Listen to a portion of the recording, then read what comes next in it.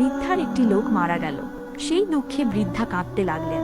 হযরত মুসা আলাইহিস সালাম বৃদ্ধাকে বললেন, তুমি কাঁদছো কেন?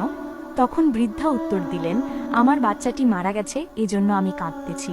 তখন মুসা আলাইহিস সালাম বললেন, তোমার বাচ্চাটির বয়স কত? বৃদ্ধা উত্তর দিলেন, 350 বছর।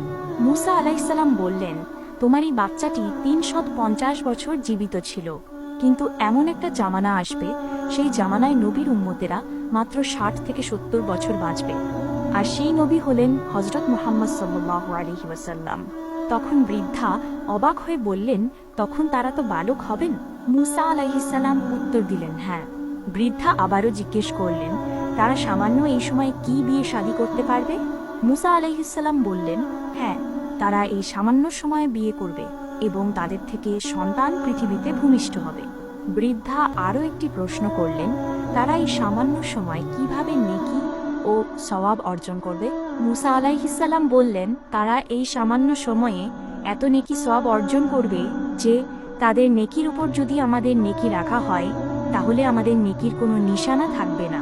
তাদের একটি মাস দিবেন, যে মাসের নাম হলো রমজান মাস। সেই মাসে একদিন ইবাদত করলে 80 বছরের সওয়াব তার আমল নামায় লেখা হবে।